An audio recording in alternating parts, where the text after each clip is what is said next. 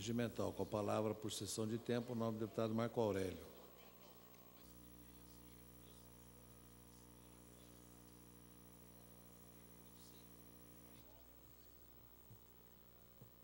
Senhor presidente, novos deputados, aqueles que nos acompanham aqui na galeria, funcionários dessa casa, todos que nos acompanham pela TV Alesp.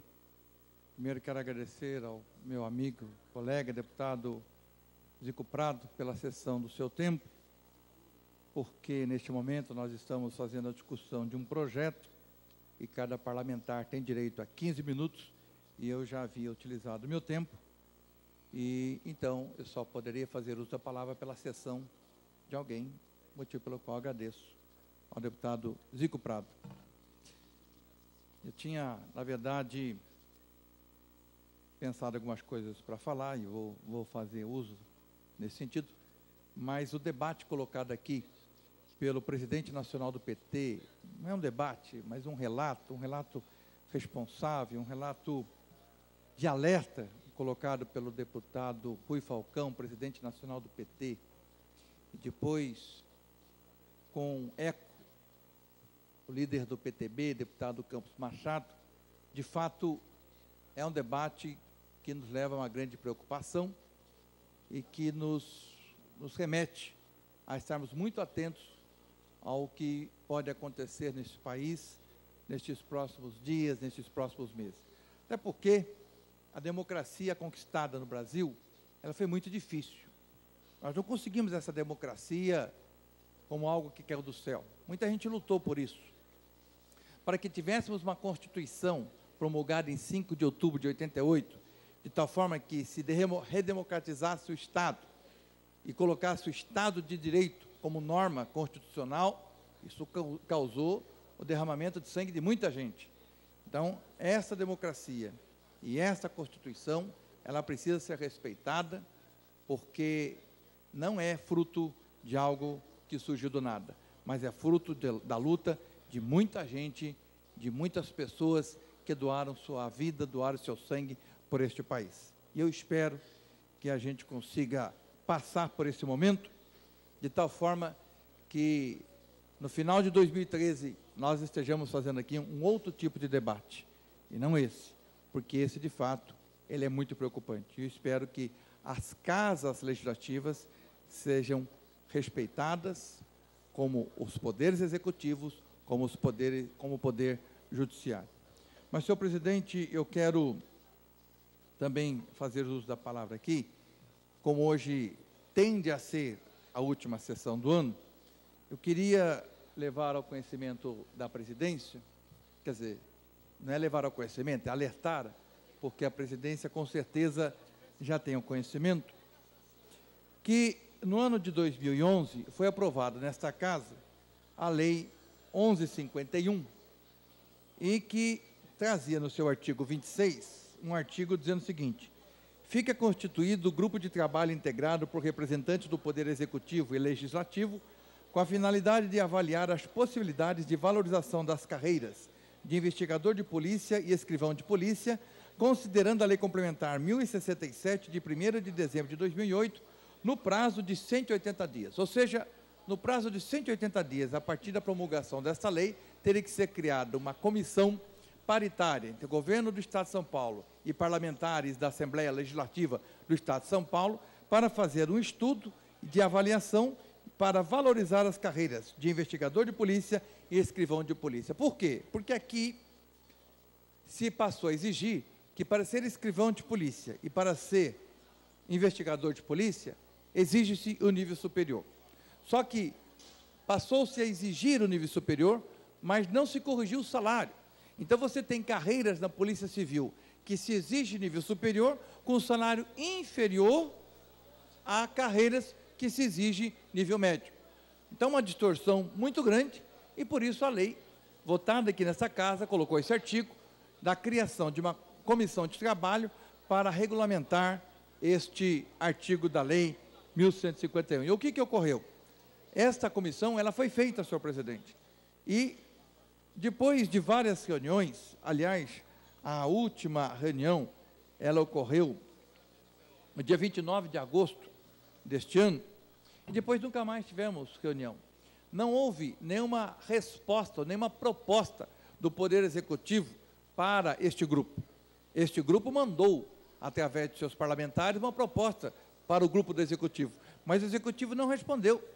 E o tempo passou, nós estamos terminando o ano de 2012 e nenhuma proposta concreta veio para regularizar a carreira de investigadores e escrivães de polícia. E com isso, nós vamos virar o ano para 2013 com salários aviltados, com salários defasados, com salários de nível médio, quando se exige para exercer a profissão o nível superior. Portanto, uma distorção e uma falta de atenção do governo e mais, um desrespeito do governo com esta casa, porque nós fizemos a comissão, nos colocamos à disposição para todas as reuniões necessárias e o governo falou que ia mandar uma proposta e até hoje não mandou. Fica aqui, então, a cobrança desta proposta que o governo não mandou e um pedido, senhor presidente, para que Vossa Excelência também cobre do governador, porque é necessário, é obrigação legal de mandar uma proposta para o grupo, para que o grupo, então, mediante essa proposta,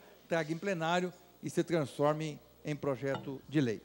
Bem, outro assunto que eu queria tratar aqui é que, senhor presidente, eu estou com dúvida aqui, no relógio não tem tempo, o senhor... Não, foi travado o relógio, o Pois tempo está sendo controlado pelo... Quanto tempo ainda dispõe o nobre deputado? Não, se eu lesse nessa distância aqui, eu estaria feliz da vida. 8. Nobre deputado, Vossa Excelência tem 8 minutos e 40. Obrigado. E sempre com aquela tolerância tradicional também da... Muito obrigado. Nós temos nessa casa, entre as comissões, uma comissão chamada Comissão de Segurança.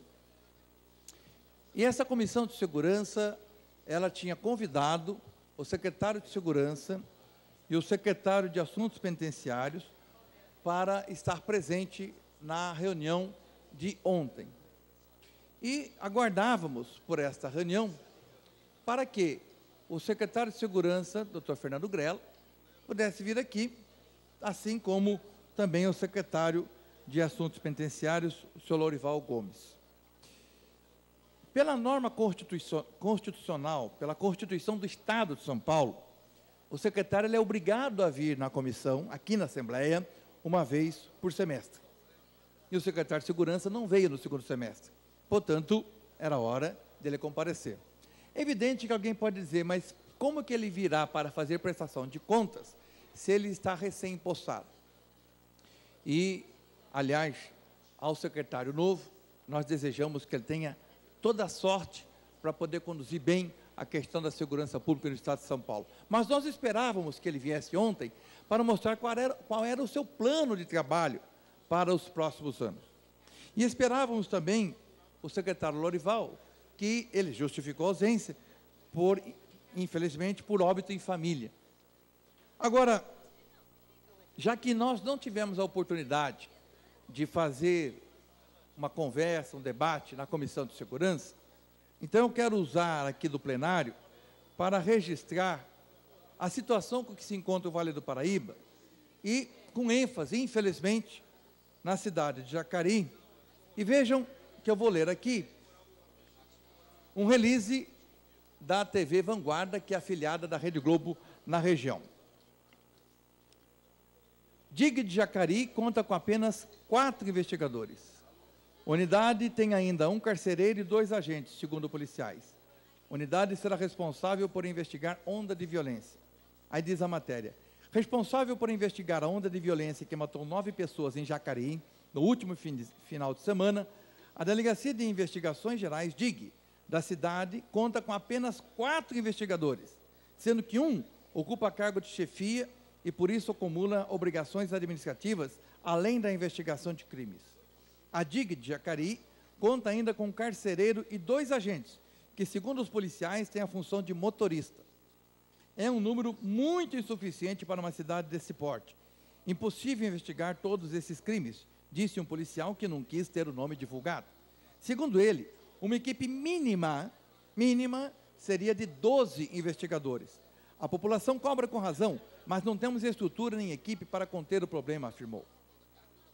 9 pessoas morreram e outras 5 ficaram feridas, entre a noite de sexta-feira, dia 14, e a madrugada de segunda-feira, dia 17. O número representa quase o dobro da média mensal de mortes registradas na cidade. Além dos assassinatos e tentativas de homicídio, bandidos também colocaram uma bomba na porta do fórum da cidade, mas o explosivo foi desativado antes de explodir. Até manhã desta segunda-feira, ninguém havia sido preso suspeito de cometer algum desses crimes. Abre aspas, estamos preocupadíssimos. Toda a equipe da Delegacia de Investigações Gerais está encarregada de investigar esses crimes. Algumas vítimas tinham envolvimento com o crime, afirmou ao G1, que é o site da Globo, afiliada da Globo, o delegado assistente seccional, Dr. Thales Prado Pinto, um grande delegado que luta para poder trabalhar da melhor forma possível. Por volta das 10:04 da tarde do último domingo, um homem de 34 anos foi morto dentro da própria casa, no bairro Jardim Santa Marina. Segundo a polícia militar, a esposa da vítima disse que uma pessoa desconhecida entrou na casa atirando contra o marido. A mulher pulou a janela e correu para pedir socorro e não ficou ferida. O marido, que foi atingido com tiros no rosto e peito, morreu no local. Bem, aqui o release começa a descrever os crimes. O que aconteceu no domingo, o que aconteceu no sábado com 3 jovens entre 14 e 18 anos no bairro Santa Maria, depois o que aconteceu na sexta-feira passada, por volta das 23h30, no bairro Jardim Emília, e por fim conclui, dados da Secretaria de Segurança Pública mostram que Jacareí registrou em 10 meses, de janeiro a outubro, 48 homicídios dolosos. Segundo o levantamento, em fim de semana, morreu quase o dobro da média mensal registrada ao longo do ano. O número de mortes violentas neste ano já ultrapassou o total de mortes registradas no ano passado inteiro. Então, esse assunto era o assunto que eu queria trazer na Comissão de Segurança para que o nosso secretário, doutor Fernando Grella, pudesse, eu sei que ele tem conhecimento disso, mas que pudesse dar uma atenção especial por essa situação que não é novidade. Agora explodiu aquilo que já estava pré-anunciado, porque com uma equipe tão mínima, aliás, muito abaixo do mínimo necessário, quando aqui um policial diz que o mínimo seria 12, quando fala mínimo, quer dizer, que diz que menos do que isso é impossível. Tem 4 investigadores, então, evidentemente, essa situação estava prestes a acontecer. E a gente espera que o secretário tenha uma atenção especial. E, como hoje, graças à rede social, à rede digital, as pessoas ficam sabendo o que vai acontecendo na Assembleia, um policial fez contato comigo pela internet e, inclusive, me cobrando, e com razão, que como eu também sou membro da Comissão de Direitos Humanos, fala, Marco, você fala bastante das vítimas do Pinheirinho, das vítimas da Cracolândia, mas eu queria saber com relação às vítimas, aos policiais. E eu falei para ele, a Comissão de Direitos Humanos tem por obrigação defender todas as pessoas, independente do cargo que ocupam. E neste caso, os policiais militares, as famílias dos policiais militares também estão sendo desrespeitados nos seus direitos humanos. E te dou a liberdade de você mandar as perguntas que quiser para que eu encaminhe ao secretário. E ele mandou. Como o secretário não veio, farei as perguntas aqui, na certeza de que chegará também ao secretário. Pergunta número 1. Isso é de um policial. Por que esperou-se chegar a 80 policiais militares mortos para se admitir que tais execuções adivinham de ordem do crime organizado, sendo inclusive que o ex-secretário de Segurança Pública e o governador insistiam em afirmar que eram casos isolados? Pergunta 2. Ainda sobre a pergunta acima, o serviço de inteligência da polícia falhou ou foi negligente por permitir que as execuções tomassem essa proporção?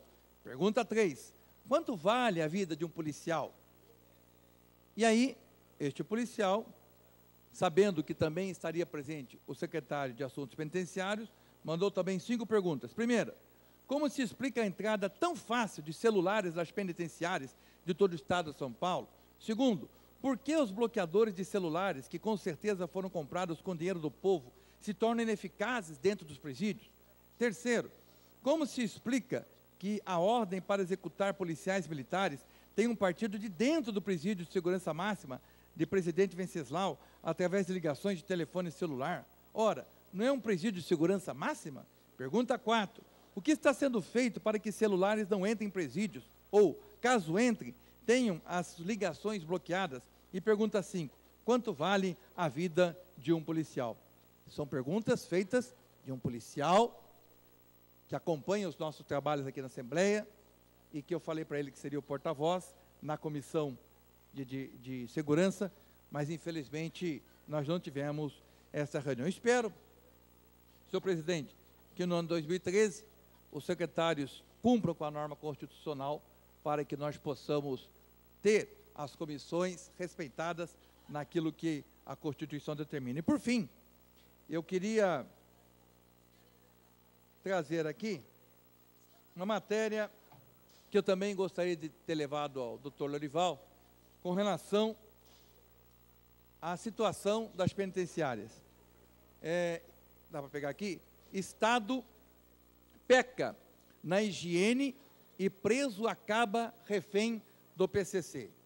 O que significa isso? Significa isso o seguinte, para terminar, porque o meu tempo já está esgotado. Significa o seguinte: o Estado de São Paulo, segundo a Defensoria Pública do Estado de São Paulo, o governo do Estado de São Paulo gastou em 2011 R$ 41 por ano por preso para os gastos pessoais do preso, ou seja, escova de dente, pasta de dente, papel higiênico, absorvente higiênico, tudo isso por ano, R$ 41. Evidente que impossível, impossível. E aí, o que acontece com o preso? Ele entra e ele precisa ter esses materiais mínimos. Então, tem duas alternativas. Se a família vai visitá-lo e ele é assistido pela família, a família leva para ele e ele, então, vê provido daquilo que o Estado deveria lhe prover. Mas caso ele não tenha família, que infelizmente tem uma grande parte, ou caso ele não seja visitado pela família, então, senhor presidente, o que ele tem que fazer? Ele tem que pedir aquilo que ele precisa ao PCC. E o PCC fornece para ele. E aí, nós temos mais uma pessoa presa e dependente do PCC. E assim, o Estado, que não cumpre essa obrigação, ele realimenta o crime, ele realimenta e fortalece o PCC. Essa é uma das causas do fortalecimento do PCC no nosso sistema penitenciário no Estado de São Paulo. Eu espero que o Estado cumpra a sua obrigação de fazer com que os presos tenham as condições mínimas e não precise depender de PCC para que esse círculo vicioso seja interrompido e nós possamos ter o Estado de São Paulo mais seguro para todos. Obrigado, senhor presidente.